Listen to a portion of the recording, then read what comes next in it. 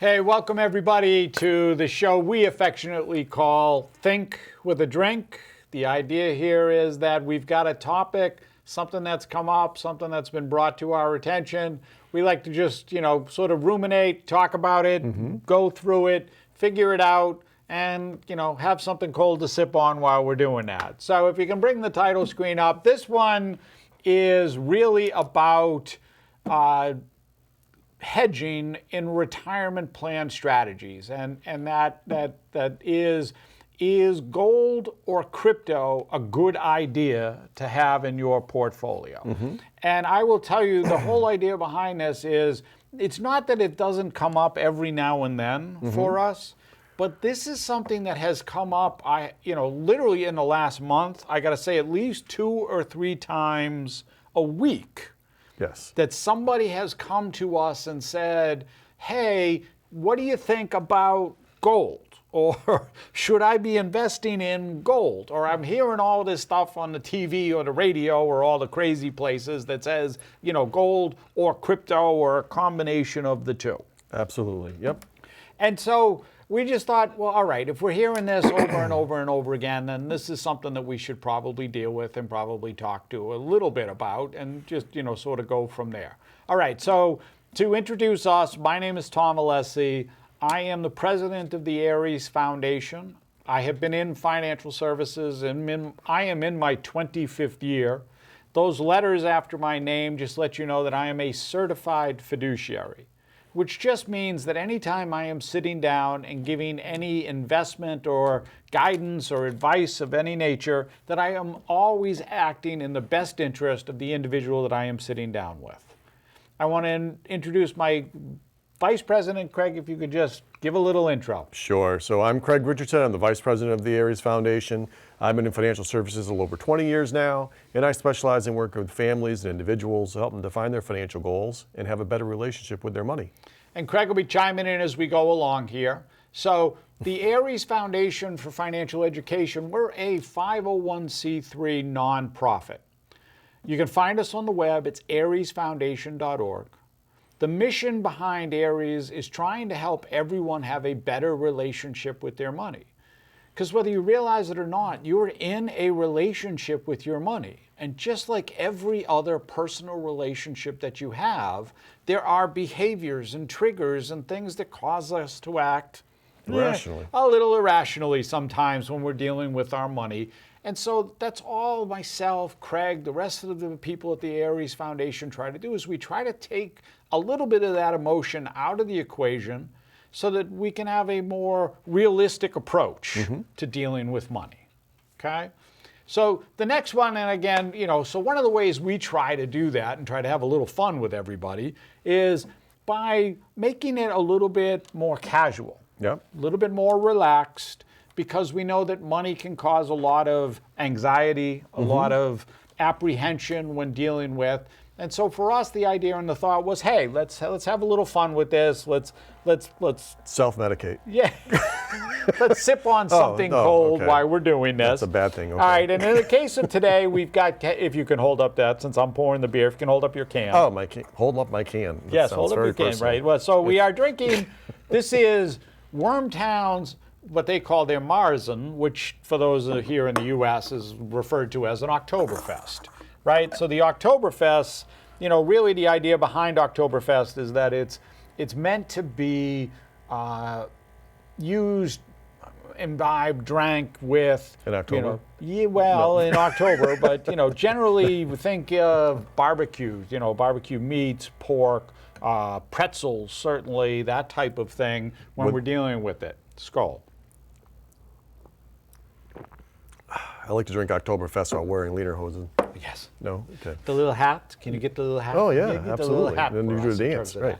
So, that's generally the idea in terms of what we do with the ARIES Foundation. So, if you can bring the slide up as far as the, what we're going to try to be covering today, right?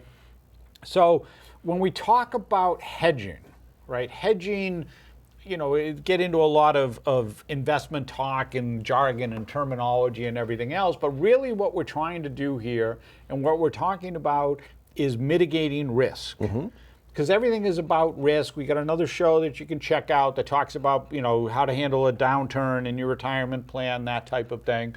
But you're really talking about dealing with risk mitigation and how to offset that by not just asset classes, but other assets themselves, right?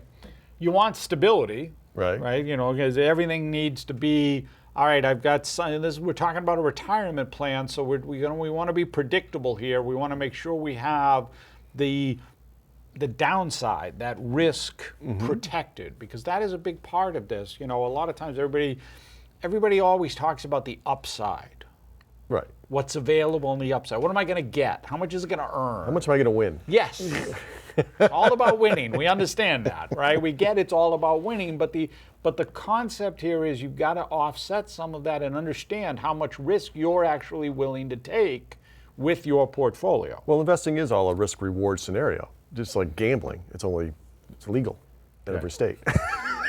That's true. And like we said, you want it to be predictable because of the concept, and that's why a lot of, in the past, retirees were always CDs, right? It was always go to cash. It was always, look, I know cash is going to get me X type of thing. Well, I think what happens is when people are trying to mitigate risk and want security, they go back to what they know.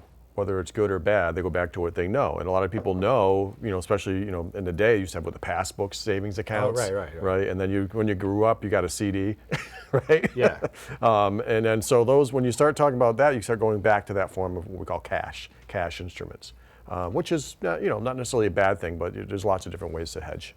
Right. And so, part of that is really thinking about, all right, what am I doing and how am I offsetting this?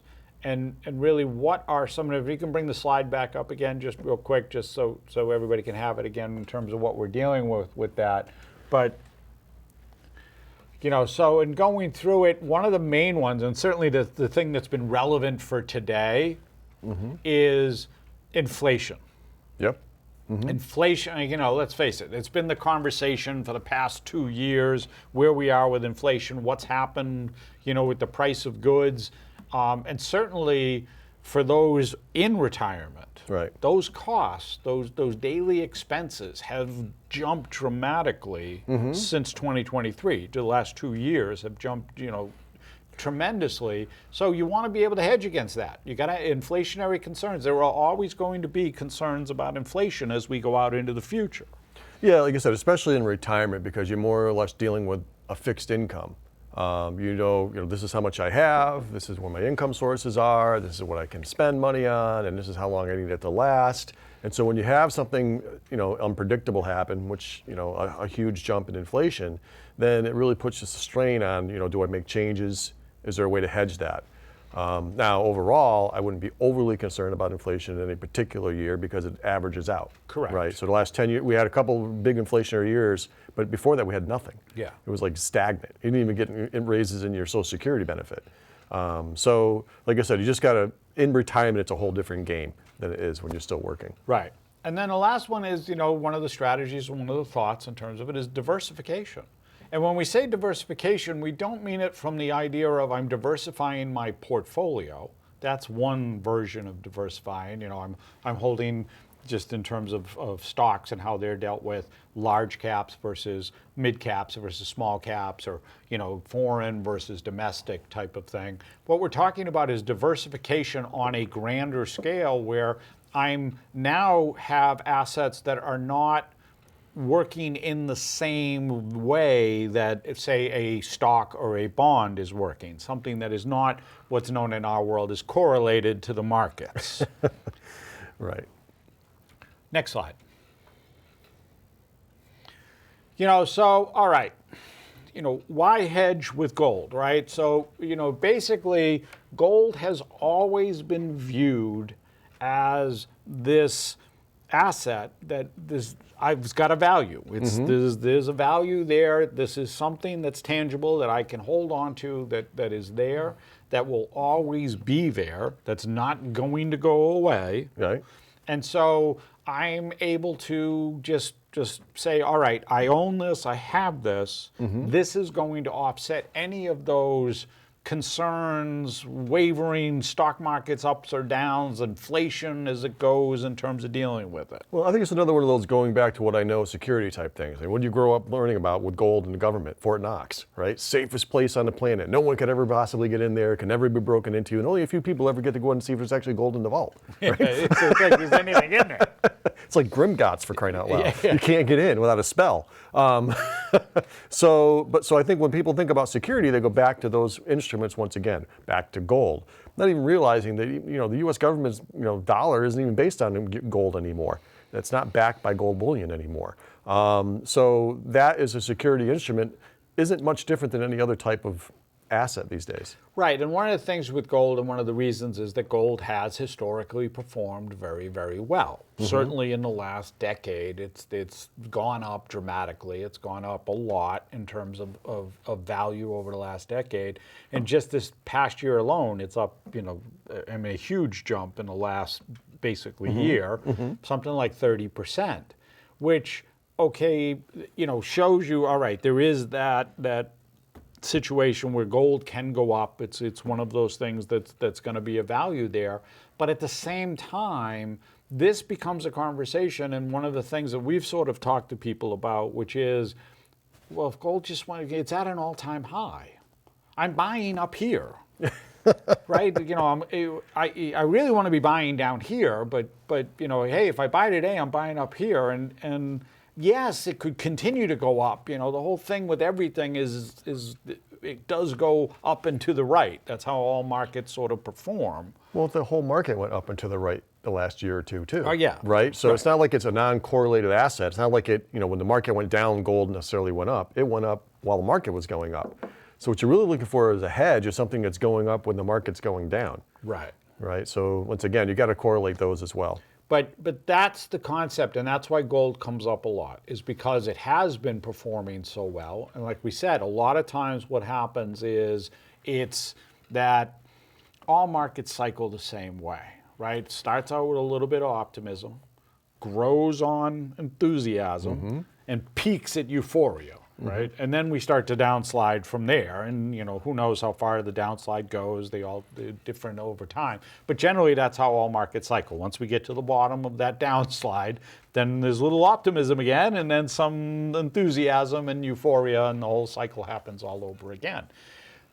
Where we are with gold, who knows right now in terms of it, but that's what's happening. You're getting somewhere to that enthusiasm to euphoria peak there, as far as, hey, I should be in, what is that, FOMO, the whole fear of missing out thing. Right. I need to have some gold too, man. Yeah, I have some. It's on my teeth. Shouldn't tell anybody that. Yeah, I was going to say for you, I expected it to be buried in the backyard as usual. Well, I can't tell you that. Yeah. I can't tell you where the map is. So it is a conversation. It is something that, yes, it should be looked at, it should be thought about, but there's certain times when that happens as far as using it correctly for what you're trying to do. So next slide with that, we'll go right into, some of that. The benefits, right? Why you would use, because gold really does, even though I know it's gone up, as you said, it does have a low correlation to stock and bonds. It's a different asset. It doesn't work the same way. If the market's tanked, gold does not necessarily lose value. Right, tank at the same time. And specifically, it tends to hold its own when the markets do go down. Well, also because unlike dollars necessarily, gold has a manufacturing use as well. Correct. Right, so it's not just, it's a consumable product, not just a cash exchange. Right, exactly. And so you do have some of that, and it is basically a long-term hold. That's the idea behind this. It is a long-term investment in terms of what you're dealing with. So there is that aspect to it. So, from that point of view, there is a lot of positive that goes with gold. The next slide, though, we're going to talk about some of the drawbacks that comes with this, right? So when you're dealing with some of the drawbacks, the first one is if we're investing in gold and we're buying a gold bar or a bullion or Krugerrand or however you're getting it, there's nothing that's really coming from that. Yes, the value could increase, but I'm not getting that ongoing dividend or payout or instrument that says, hey, the money's coming to me. So I have to sell the asset in order to get a gain. Correct. As far as that's concerned. And let's face it, one of the other things is if I purchase this, I then now own it. I have to store it. I have to put it someplace. Just can't bury it in the backyard like Craig likes to do. Gold will last a long time in the backyard. It would indeed in terms of that. But the other is, like Craig said, I just can't shave off a piece and say, all right, I'm going to go to the market and get some milk with this thing. Yeah, very hard to exchange it if you own it physically. Right. There's different ways of holding gold. We'll get into that. But yes, if you're going to actually buy bullion, you have issues. First off, you have to buy it. And usually there's some kind of price or exchange fee for buying the gold. Yes. Right? And then if you're going to actually cash it in so you can actually spend it, there's usually some kind of other fee or exchange you lose on the exchange on the other side of that. So you just got to be aware. You can't just, it's not an easy exchange. Right. It's I need money tomorrow. Where am I going to get it? Conceptually, it's a nice idea, but practically it doesn't have that parameter. Now, there are other ways to invest in gold, right? So you do have, what are known as exchange traded funds. Those are called ETFs. And you can buy gold. You can buy gold in a broader sense, not just bullion, but the entire industry, mining, distribution, sales, that type of thing. So there's a lot of different ways that you can hold gold without physically holding gold.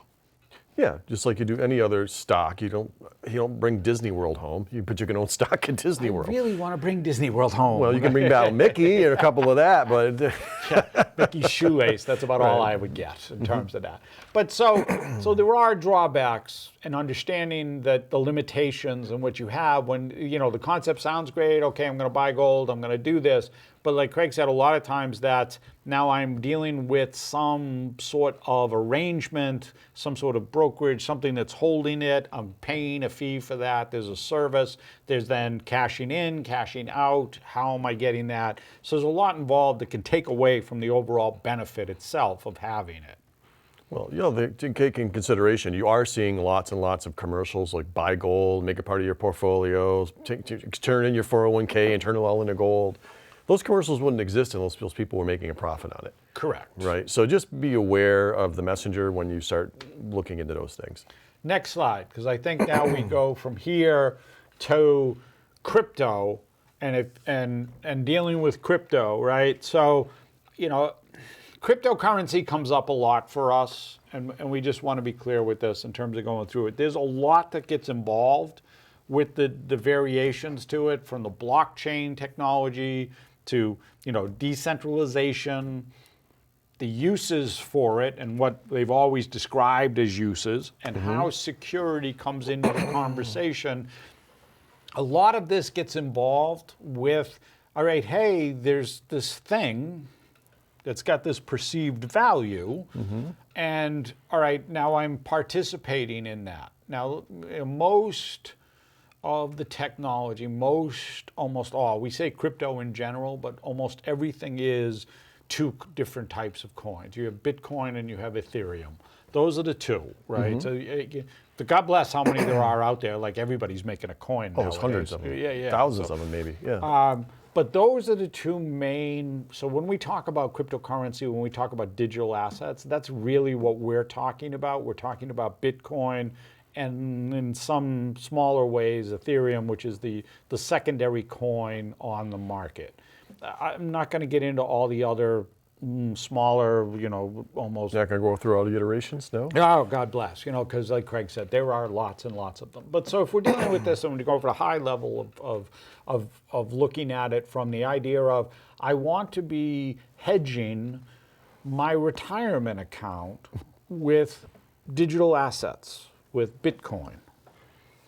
And, the issue here with this is somewhat similar to gold right now with this conversation is, as of this morning anyway, depending on when you're watching this and you're airing it, but this morning for us, Bitcoin was at 97,000. this morning. Wow. Now it had peaked somewhere over 100, not too long ago. Got over to almost 102 on a value, but then it was literally 92, 5 days ago. Right, and last year it was down to 30. Yeah, well, so that was a little bit before that, but yes. Well, maybe a year and a half. I'm sorry, I forgot I'm in 2025. Now. Yeah, you're in 2025 now in terms of dealing with it. But so some of that gets into the conversation about, how long and how much I'm dealing with of this retirement plan. As we've sort of had this conversation in the past that, hey, if I'm somebody who's in my 30s, having a portion in a digital asset, I'm not going to use it for 30, 35, 40 years. So, all right, I've got some portion of it offset. Yeah. But if I'm somebody who's going to retire in a year or 5, I have no idea what the valuation is going to be in 3 to 5 years. Well, I'd have to say if you're using crypto as a hedge strategy, I'm not particularly in favor of it as a hedge strategy for a couple of the reasons we showed earlier on the screen. One, you want it to be uncorrelated to the market, and this is this usually goes up and down faster than the market. It's right. Because we haven't gotten to the drawbacks yet. Okay. Well, okay. So then you tell me when to talk about that. So that next slide we'll go into, because we want to. We're talk going to go about with benefits first. You got to do the benefits, right? Okay. So that's where you got to start with this, because there are benefits to cryptocurrency. Yes, the returns, the potential returns are stratospheric. You've gone from 30 to 100,000 in a year. So is the lottery. Yeah, well, but the lottery. Well, I didn't hold the lottery, right? So you have different ways that you can actually purchase coins, purchase them on, in terms of and I just blocked in terms of the blockchains. Yeah, no, not the blockchains, but the like Coinbase and those type of things. Oh, different portfolio platforms that you can actually purchase through. Thank you. In terms of going. Oh, it's through easy that. to buy. Yes. Very easy to get in. Yes. But different ways, because you can actually have this where you're purchasing it, and just like we had the conversation with gold, in this case, you can purchase and actually then take possession. You're putting it in what's known as a cold wallet, which is like a USB drive. And now my coins are on this USB drive. This USB drive better be someplace very safe, very sound, and not to get damaged or played with or touched. Because I've never had a USB drive go south on me, right? Yeah. Never had that technology. Sorry, ever can't access it anymore. I don't know what happened. Right? So you just understand that there are ways to do it. You can have a hot wallet. You can keep it on the trading platform itself. Let them house the coin. But there are a lot that goes with that. But the potential is why everybody looks at it, because they're seeing the numbers. They see that as, again, the whole, hey, everything goes up, and it's through the roof. I want to get in. If you're behind in your retirement savings and you're walking, I got 2-3 years of retirement, and you're way, way behind, and you go, look, I put my money in a crypto and it doubled, tripled in a year. Right. Well, you go, that was fantastic. I just caught up, right? And so it's almost like going to the casino and being able to card count. I'm going to win every time, right? Right. And if that was the case, you could win every time, that'd be great. The issue is the reason it rises so fast is because there's risk involved. Yeah. But once again, there's a benefit to that potential where you see all these Bitcoin millionaires come out. Started with $50 and now I'm a multimillionaire on paper. So yes, it is that segment to it. It's easy to get into. Right. Right, because you can buy fractions. You don't have to buy a whole coin, right? The whole coin right now is $97,000. But you can buy fractional pieces, right? So that's what they're doing. They're selling you fractional pieces of a coin. You can buy $1,000 worth. You can buy $10,000 worth. You don't have to buy a whole coin. And there's an excitement that goes with that, not knowing how fast it's going to grow. Right. Getting in on the bottom floor of something, and then all of a sudden I'm a millionaire because you never thought that could possibly happen. Yeah. Yeah. All right, so the next one, now we'll get into what Craig wanted to talk about, which was... I try to be positive. I'm usually positive. The drawbacks here in terms of this, right? So one of the first things with this, it just comes into the whole conversation about the volatility. So if you look at the history of Bitcoin, and again, we're using Bitcoin here, we're not getting into all the other ones that have gone through, but Bitcoin has had drops of 60, 70, 80% of its value at different times, which, this is supposed to be currency of some form. Currency is not supposed to do that. Absolutely. The other thing too is, a lot of the reason that people like Bitcoin is because it's not traceable like cash is. You can use it internationally without having to do exchange rates and all those types of things. Right. And it avoids a lot of that regulation. Yeah. But at the same time, by avoiding regulation, you don't avoid fraud. Right. You can't avoid criminal activity. And there's people who've stolen these coins. Well, right. That's the whole thing. That's where you get into the whole security issue with all of this, where you have these rug pulls, that, as they're called, which is that, hey, we put this coin out, people invest in the coin, and then the coin disappears. Like the whole platform is gone, it all gets pulled away. Right, but even in regulated industries, even like Equifax can't even protect my security of my information. How is something that's unregulated going to protect my information and security? Right. So it is a different way. It's a Wild West. Yeah. So, but what's coming, and what I think you're getting a lot of what you're hearing with this, and why this is being presented and coming up more and more and more, is that what you're getting is these conversations where some of these larger investment institutions, BlackRock is one of them, Fidelity is another, that are bringing. They're not bringing cryptocurrency, but they're bringing exchange traded funds that invest in cryptos, that are investing in crypto, not only cryptocurrency, but investing in crypto exchanges. That's the word I was looking for. Mining, those type of things that are involved. So you do have the ability to diversify the holding, where you're not just holding the coin.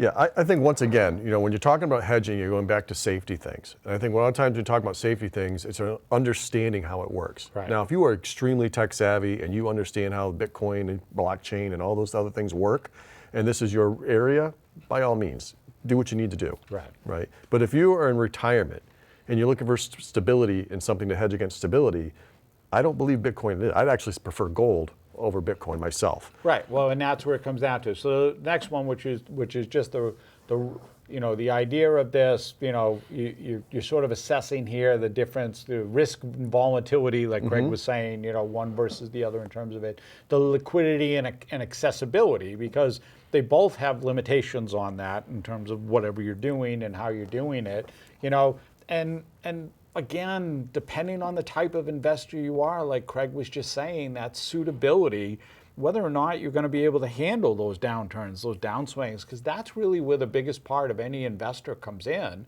is this ability to be able to maintain when everything is crumbling. Yeah, and I'm not saying that you shouldn't, if you're investing, it can't be a part of your portfolio, right? But I think it's a part of your portfolio that if you lost it, you're not going to cry about it. Right? Because then if it goes up unbelievably, that's fantastic. And if it doesn't cripple what you're trying to do. Next slide. So really, some of these takeaways here, which is just understand your risk. Again, it's all about risk. Figure out how you're going to evaluate it. Put a plan in place. Figure out which way you're going with things, because that's ultimately what's going to matter in all of it.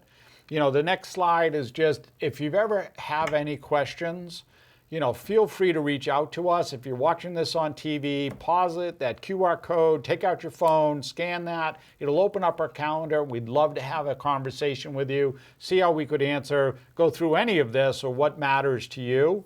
And then the last one is, look, if you want to do us a favor, follow us, like us, whatever it is you're supposed to do on a social media channel. Stalk us? Yeah. Not that. No stalking. All right. Or you could email us. It's info@ariesfoundation.org. And we want to say to everybody, thank you. Cheers. Cheers. Or skål. There we go. We got the sound.